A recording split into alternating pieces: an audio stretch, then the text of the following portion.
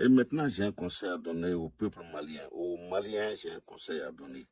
Les Burkinabés, les Nigériens n'ont pas de problème de leadership, ils n'ont pas de problème encore d'organisation d'élections, et ils ont fini avec ça. Le Mali doit finir avec ça. Le Mali qui a été pionnier, qui a commencé cette révolution, c'est au Mali qu'il y a plus de problèmes. Vraiment, les Maliens, comprenez que l'Afrique aujourd'hui, toute l'Afrique, et le monde avec l'Afrique, regarde ce que vous avez enclenché, ce qui a commencé au Mali. L'éveil de la conscience africaine, c'est le Mali. Vous ne vous rendez pas compte de la valeur. Vous ne vous rendez pas compte de cette valeur que Dieu vous a donnée aujourd'hui, d'avoir un gars comme Goïta, les 5 colonels, leur vision. Vous ne vous rendez pas compte de ce que vous avez enclenché. Vous ne vous rendez pas compte de la valeur que l'Afrique vous donne aujourd'hui. Vous ne vous rendez pas compte de ce que nous avons peur de perdre aujourd'hui. Vous ne vous rendez pas compte. Je vois des Maliens sur les réseaux sociaux en train de vilipender, en train d'insulter. C'est possible. Ne soyez pas d'accord avec l'AES.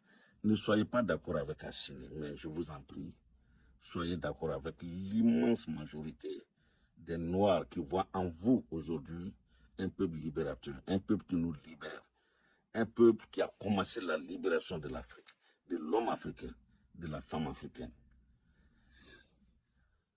Je vous en prie, je vous en prie.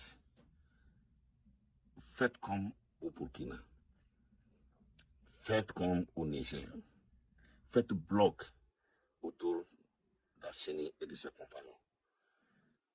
Il y a 10 ans, il y a 15 ans, personne ne pensait que le Mali pouvait reprendre Kidal. Personne, aucun. Même les États-Unis ne croyaient pas que vous allez prendre Kidal. Cela est fait. Et aujourd'hui, vous avez repris partout. Vous êtes un pays immense, avec des terres cultivables. Quelqu'un a parlé de combien de millions de terres cultivables au Mali. Mais le Mali doit être le grenier de l'Afrique de l'Ouest. Vous devez être le grenier, le Mali doit être le grenier de l'Afrique de l'Ouest.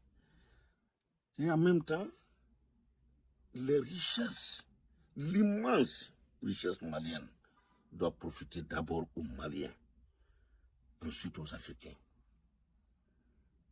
Vous voyez ce qu'Ibrahim est en train de faire au Burkina aujourd'hui. Mais n'eût été le Mali, cela aurait été impossible. Parce qu'aujourd'hui, Roch serait encore au pouvoir, ou Damiba. Mais grâce à vous les Maliens, vous avez ouvert les yeux de tous les Africains. Mais voyez ce qu'Ibrahim fait aujourd'hui. Combien? Près de 1000 bases, 1000 cas bases, des milliers de tracteurs. Du jamais vu dans le monde. Du jamais vu. Labourer les terres gratuitement. Du jamais vu. Et en même temps, il est en train de construire des routes. Et c'est la même chose au Niger. C'est la même chose au Mali. Toutes les infrastructures, les grands projets que Assini et ses camarades sont en train d'initier au Mali. Tous les grands projets que Tiani est en train d'initier au Niger. Mais vous voyez les pays qui vous entourent. On vous envie, hein? Nous, on n'a pas ces grands travaux chez nous actuellement. Cela n'existe pas dans les pays qui vous entourent. Hein? Il n'y a que chez vous aujourd'hui. Mais attendez, on se demande où vous enlevez cet argent. Mais c'est parce que le bien est géré. Assini n'a pas un compte offshore. Il n'a pas un compte en Suisse. Tiani n'a pas un compte en Suisse. Ibrahim s'en fout, il a dit. Il s'en fout d'avoir un compte en Suisse.